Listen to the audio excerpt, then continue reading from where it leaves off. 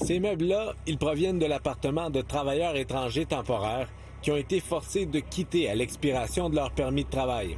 Alors, on peut mettre juste ici. Ces personnes-là, elles travaillaient chez Cabico, une usine de Quaticook. La semaine prochaine, il y a une autre vague de travailleurs ici qui vont devoir retourner dans leur pays natal. C'est le cas de John Henrik. I work here for 2 years, and since then, every people here, my friends, become my family as well. I feel heavy heart. I'm sad, but it is what it is, so I have to follow.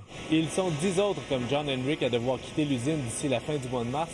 Et si rien ne change d'ici la fin de l'année 2026, ce sera 50 travailleurs qui vont partir. On a réussi, dans le fond, à bien les intégrer.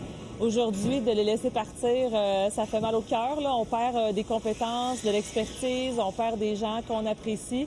Malgré les récentes vagues de mise à pied expliquées par le contexte d'incertitude lié aux tarifs, Cabico prévoit une relance de ses ventes et insiste sur le fait que cette main-d'œuvre est essentielle. D'avoir 50 travailleurs de moins, là, ça représente un volume de 20-25 millions de ventes par année. Elle demande, encore une fois, l'implantation d'une clause grand-père. On a fait notre deuil, on a accepté que malheureusement pour ceux-là, on ne pourrait rien faire, mais on en a qui partent à l'automne prochain.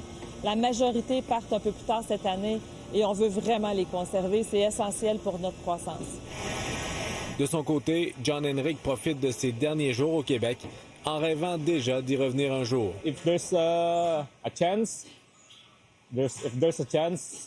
I would love to go back here. Here in Quaticook. Yeah, especially here. So the weather is good. It's quite cold, but it's okay for me. Jasmin Dumas, TVA Nouvelle, Quaticook.